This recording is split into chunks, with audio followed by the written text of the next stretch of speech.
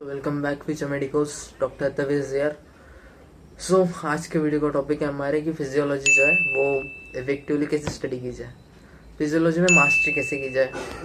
आपको कुछ ऐसी चीज़ें बताऊंगा फिजियोलॉजी के बारे में जिसकी वजह से आप जो है वो फिजियोलॉजी में गोल्ड मेडल लाना आपके लिए बहुत ईजी हो जाए। गोल्ड मेडल मीन्स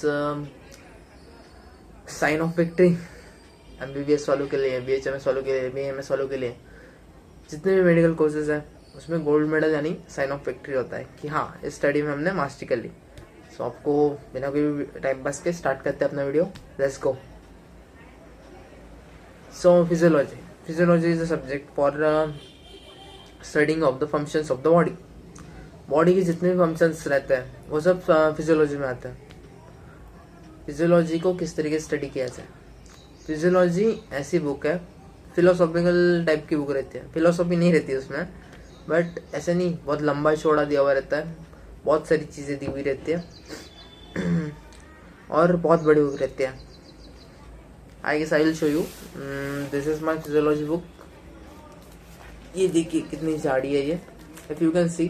बहुत अच्छी खासी चौड़ी किताबें हैं। ये लगभग है 1000 पेजेस की। सो ये 1000 पेजेस की है। और ये जो बुक है ये ऐसा नहीं है कि मैं बहुत डिटेल वाली बुक पढ़ रहा हूँ। ये जो बुक है ये एग्जाम ओरिएंटेड बुक है। This book is Sembulingam. मैंने आपको ये पहले भी दिखाई थी, देख लीजिए वापस। सो ये एग्जाम ओरिएंटेड बुक है। तो ये तो एग्जाम ओरिएंटेड बुक है। अगर आप गाइटन और गैनॉन की तरफ जाओगे तो वो इससे भी बड़ी रहेंगी, इससे लगभग 4-5 गुना बड़ी रहेंगी, वो भी वॉल्यूम 1। इसके भी मल्टीपल वॉल्यूम्स है। तो I will suggest you to refer Sembulingam book, आपको इजी जाएगा उससे। If you have interest in physiology you can refer Guyton and Ganong, but last तक आते आते गाइटन एंड गैनॉन कोई रेफर नहीं करता। अगर आपको जो है मेडिकल लाइफ में आपको सब कुछ एंजॉय करना है, मतलब ऐसा है कि आपको सिर्फ पढ़ाई करनी है, तो you can go with Guyton and Ganong. सबके पर्सनल प्रेफरेंस होता है। अगर ऐसा आपको नहीं है कि हमें सिर्फ पढ़ना नहीं है, हमें बाकी की लाइफ भी एंजॉय करनी है, बाकी की चीज़ें भी एंजॉय करनी है, तो आपके पास उतना टाइम नहीं रहेगा कि आप जो है वो दूसरी बुक्स पढ़ सके। सो इतना टाइम नहीं रहेगा तो कम टाइम में आपको प्रीसियस कंटेंट पढ़ना पड़ेगा। तो प्रीसियस कंटेंट इस बुक में है, सैमुलिंगम में। एग्जाम ओरिएंटेड बुक है और बहुत अच्छी बुक है।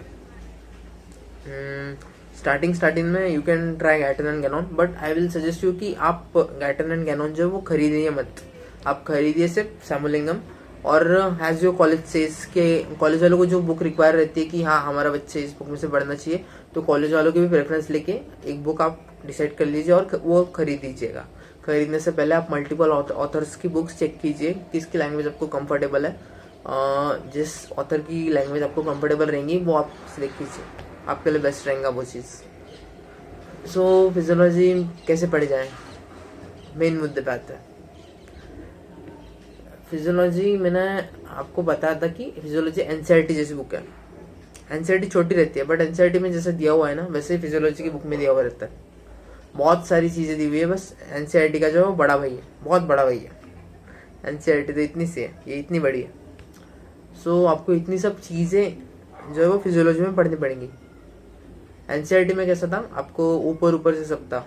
जैसे कि एग्जांपल देता हूँ, एक आपको टिश्यू करके जो है वो एक चैप्टर था। तो वो टिश्यू के चैप्टर में आपको स्ट्रैटिफाइड स्क्वामस टिश्यू था।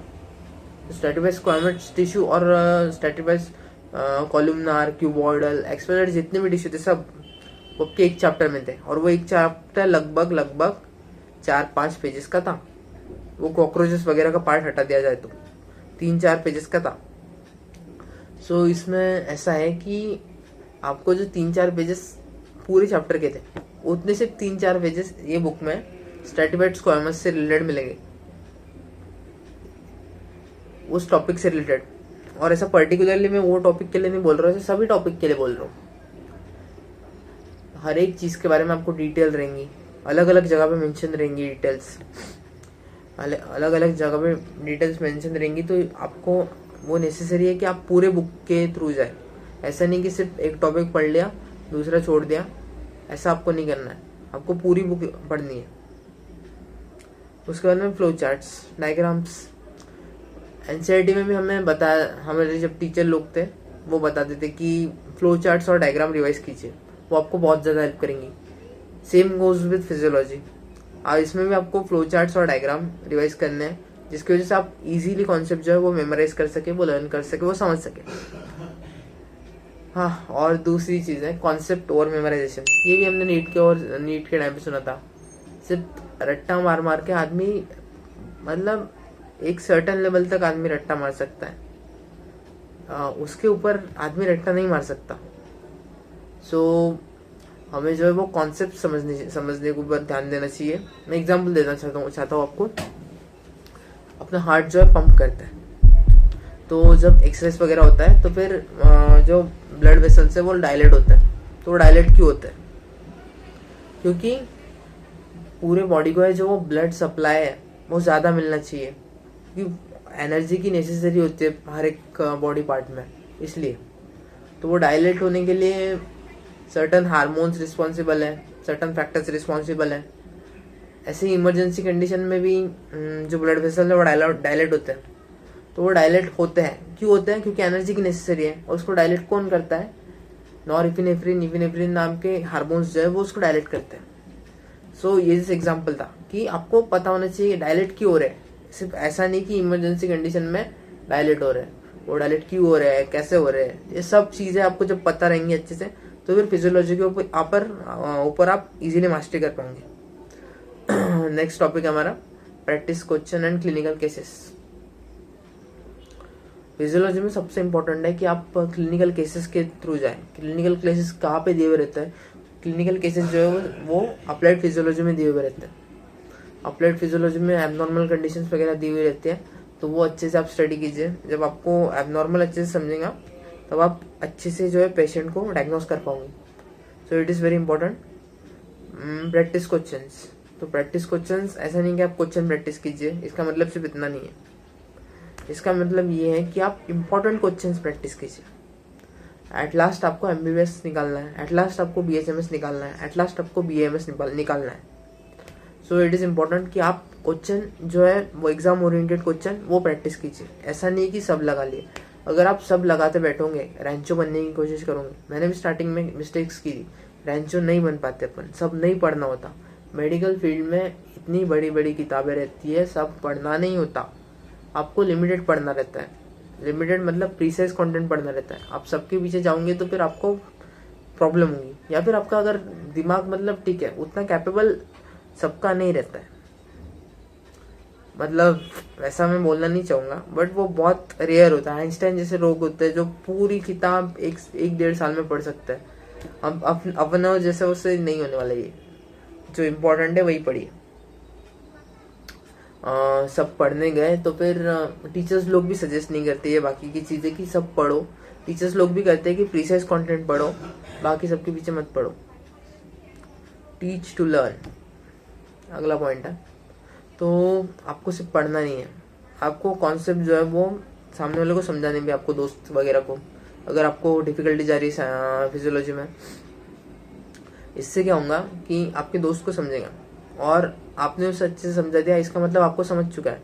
और अगर नहीं समझा है तो फिर इसका मतलब आपको अच्छे से नहीं समझा है। आपको क्लियर हो जाएंगे कि ये टॉपिक मेरा अच्छे से नहीं हुआ है, आपने को ये वापस करना है। नेक्स्ट टॉपिक के ऊपर बढ़ते हैं, रिवीजन। सबसे ज़्यादा इम्पोर्टेंट चीज़ यही है, रिवीजन। जितनी बार आप रिवाइज करोगे उतना ज़्यादा आपके लिए अच्छा होगा, उतना ज़्यादा आपके कॉन्सेप्ट्स बिल्ड होंगे, उतने ज़्यादा आपके कॉन्सेप्ट स्ट्रांग होंगे। ये सब चीज़ें थी आज की वीडियो में। सैम्बलिंग के ऊपर मास्टरी कर दीजिए, फिजियोलॉजी के ऊपर इजीली मास्टरी कर दीजिए। फिजियोलॉजी मुझे लगता है कि as compare to anatomy easy है। बहुत सारे बच्चे सोचते हैं कि फिजियोलॉजी जो है वो सबसे हार्ड सब्जेक्ट है फर्स्ट ईयर का, बट ट्रस्ट मी, अगर आप इसको अच्छे से पढ़ोगे ना तो आपको इजीली सब कुछ हो जाएगा, आपका इजीली आप गोल्ड मेडल ला पाओगे। सो आज के लिए बस इतना ही। आपको वीडियो से बहुत हेल्प मिल जाएंगी ये वाले। आपको कुछ डाउट वगैरह होंगे तो आप कमेंट सेक्शन में लिखिए, मैं आपके डाउट क्लियर करूंगा। आपको फिजियोलॉजी से रिलेटेड कोई भी डाउट होंगे, ऐसा नहीं कि आपको फर्स्ट ईयर में ही पढ़ना है, फाइनल ईयर में भी आपको रिवाइज करना पड़ेगा ये सब। सो स्टार्टिंग से ऐसा पढ़िए कि लास्ट टाइम पढ़ रहे हैं, so it will be easy कि आप लास्ट टाइम जब पढ़ोगे तो फिर आपको सब याद आ जाएंगे अच्छे से। सो आज के वीडियो के लिए इतना ही। आपको वीडियो पसंद आएगा तो लाइक कीजिए और डाउट वगैरह होगा तो कमेंट में पूछ लीजिए। ठीक है, बाय गाइस।